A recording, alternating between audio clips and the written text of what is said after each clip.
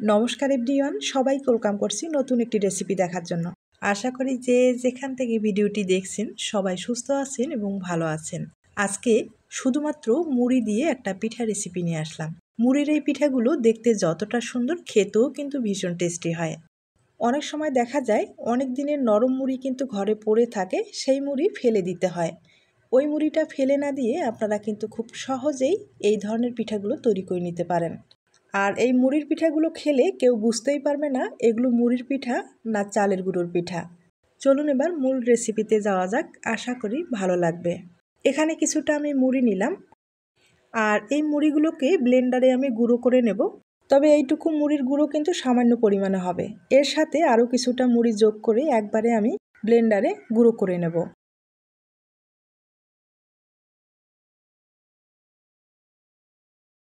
আমি খুব ভালোভাবে গুঁড়ো করে নিলাম, এবার কিন্তু চেলে নিতে হবে।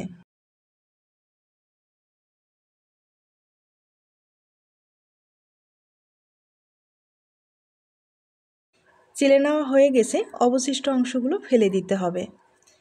এখন আমি পুরটা আগে তৈরি করে নেব। আর পুর হিসাবে ব্যবহার করব নারকেল আর গুড়, তবে আপনারা আপনাদের পছন্দ মতো পুর ব্যবহার করতে পারেন। এবার চলুন আপনাদের আমি চুলা নিয়ে যাচ্ছি। কড়াইয়ে গুড়টা দিয়ে দিলাম, আর সামান্য পরিমাণে একটু জল ব্যবহার করতে হবে। এবার গুড়টাকে ভালোভাবে কিন্তু একটু বলক নিয়ে আসতে হবে। আর ফ্লেভারের জন্য 2টা এলাচ, একটা ডালচিনি ব্যবহার করলাম। এবার খুব ভালোভাবে কিন্তু গুড়টা বলক এসেছে। এখন আমি এখানে নারকেল কোড়ানোটা দিয়ে দিব। আর নারকেল কোড়ানোটা দেওয়ার পরে খুব ভালোভাবে নেড়েচেড়ে একবারে শুকনো শুকনো করে এই পুরটা আমি তৈরি করে নেব। এখন যেহেতু বর্ষার সিজন, পিঠা খেতে কিন্তু ভালোই লাগবে। অনেক সময় আটা, ময়দা, চালের গুঁড়ো কিন্তু এগুলো কিছুই থাকে না ঘরে, কিন্তু অনেক সময় মুড়ি পড়ে থাকে অথবা মুড়ি থাকে। আপনারা চাইলেই ওই মুড়ি দিয়ে কিন্তু পিঠা তৈরি করে নিতে পারেন।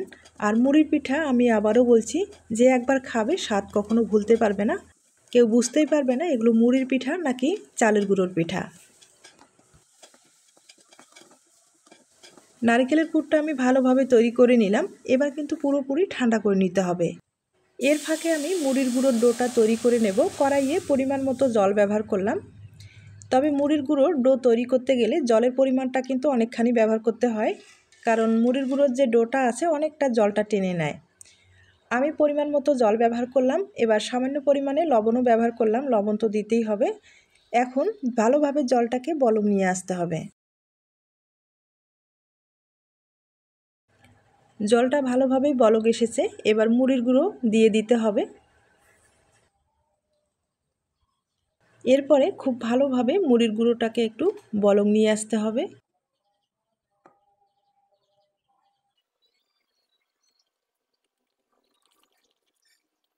এখন ভালোভাবে নেড়েচেড়ে নিতে হবে, এরপরে একটা ডো তৈরি করে নিতে হবে।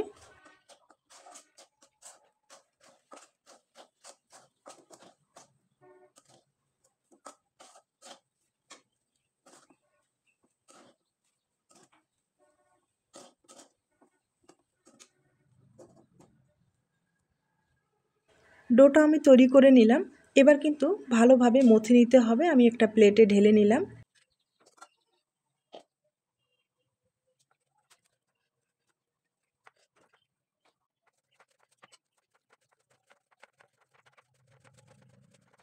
ডোটা আমি ভালোভাবে তৈরি করে নিলাম।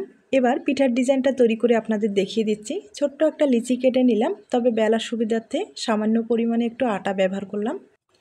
এবার আমি লেখার পেপার দিয়ে কিন্তু এই পিঠাটাকে কেটে নিব। আপনাদের কুকি কাটার থাকলে কুকি কাটার ব্যবহার করে কিন্তু কেটে নিতে পারেন।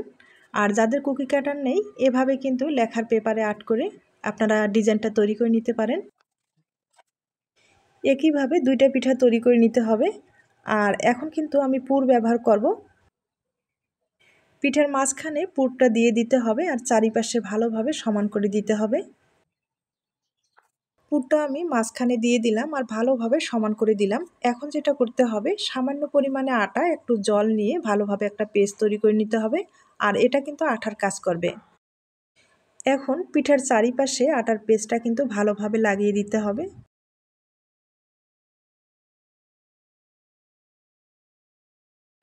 এবার আমি আরেকটা পিঠা উপরে দিয়ে দিব, আর আঙুলে চাপ দিয়ে দিয়ে ভালোভাবে কিন্তু বসাতে হবে।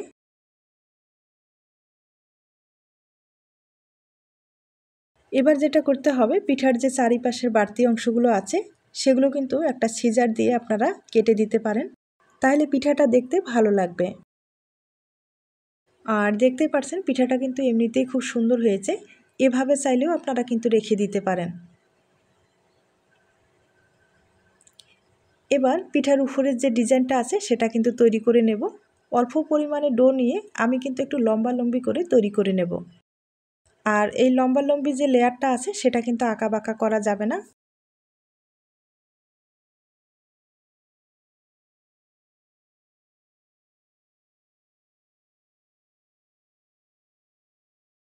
লেয়ারটা আমি ভালোভাবে তৈরি করে নিলাম। এবার কিন্তু আটার পেস্টটা দিয়ে দিতে হবে। সামান্য পরিমাণে আটার পেস্টটা আমি দিয়ে দিলাম। এখন লেয়ারটা কিন্তু ভালোভাবে বসাতে হবে।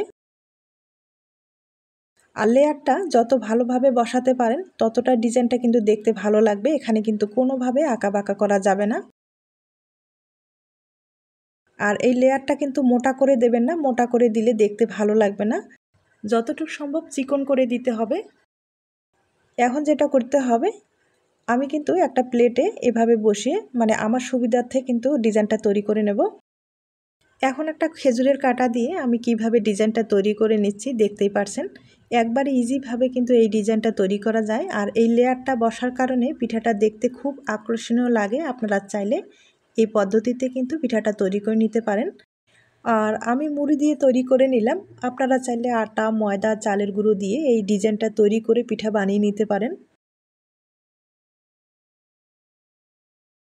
একইভাবে আমি আরেকটা লেয়ার দিব। আপনারা চাইলে কিন্তু 3টা অথবা 4টা লেয়ারও বসাতে পারেন, তাহলে পিঠাটা আরও ভালো লাগবে। এখন আমি আরেকটা লেয়ার দেব। তার জন্য সামান্য পরিমাণে আবারও ডো নিয়ে আমি একটু লম্বালম্বি করে তৈরি করে নেব।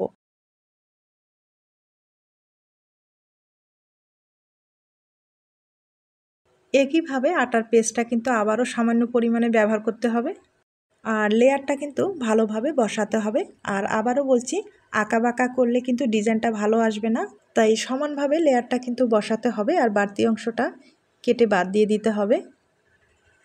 একইভাবে খেজুরের কাঁটা দিয়ে আমি কিন্তু ডিজাইনটা তৈরি করে নিচ্ছি। দেখতেই পারছেন এতটা সুন্দর হয়েছে। একবারে সিম্পল একটা ডিজাইন, দেখতে কিন্তু খুবই সুন্দর। আপনারা চাইলে এই পিঠাটা তৈরি করে নিতে পারেন। এই পিঠাগুলো তৈরি করতে কিন্তু কোনো রকম ঝামেলা নেই। কম সময়ে আপনারা অনেকগুলো পিঠা তৈরি করতে পারবেন। আর আমি কিন্তু কয়েকটা পিঠাই তৈরি করে নিলাম। এই পিঠাগুলো কিছুটা আমি ভাপ দিয়ে দেখিয়ে দেব, আর 2টা পিঠা আপনাদের তেলে ভেজে দেখিয়ে দিব। যারা তেল পছন্দ করেন না তারা কিন্তু ভাপিয়ে খেতে পারেন, আর যারা মুখরোচক পছন্দ করবেন তারা কিন্তু তেলে ভেজে খেতে পারেন।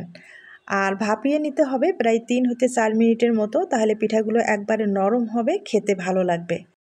আর মুড়ির পিঠা বেশি ভাপ দিতে সময় লাগে না, 2-3 মিনিটের মতো হলেই পিঠাটা অনেক নরম হয়ে যাবে, তখন কিন্তু তুলে নিতে হবে। আমার পিঠাটা কিন্তু হয়ে গেছে, এবার তুলে আপনাদের দেখিয়ে দিচ্ছি।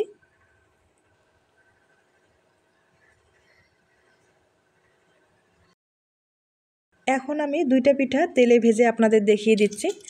আর আমি আবারও বলছি, যারা কিন্তু মুখরোচক খেতে চান তারা কিন্তু তেলে ভেজে খেতে পারেন, আর যারা তেলটা পছন্দ করেন না তারা কিন্তু ভাপিয়ে খেতে পারেন। এই পিঠাগুলো হালকা আছে একবারে মুচমুচে করে ভেজে নিতে হবে। আমি উল্টে পাল্টে একবারে মুচমুচে করে লাল লাল করে ভেজে নিব।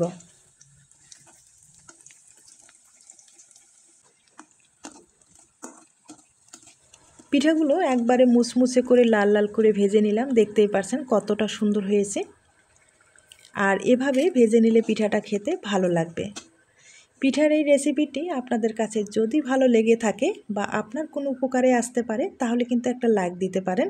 এখন আপনাদের 2টা পিঠা আমি ভেঙে দেখিয়ে দেব। তার আগে ভাপিয়ে নেওয়া পিঠাটা আমি ভেঙে দেখিয়ে দিচ্ছি, এরপরে ভেজে নেওয়া পিঠাটা আমি ভেঙে দেখিয়ে দেব।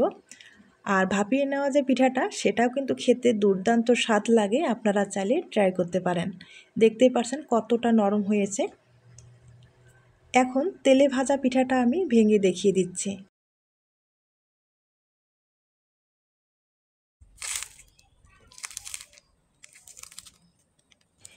পিঠাগুলোর শব্দ শুনে হয়তো বা বুঝতে পেরেছেন কতটা মুচমুচে হয়েছে, তবে অনেকটাই কিন্তু গরম রয়েছে, আর গরম গরম খেলে খুব ভালো লাগবে। আজ তাহলে এ পর্যন্ত, নতুন কোনো রেসিপির সাথে আবার দেখা হবে। নতুন রেসিপির জন্য সবাইকে আমন্ত্রণ রইল। সবাই ভালো থাকবেন এবং সুস্থ থাকবেন। নমস্কার।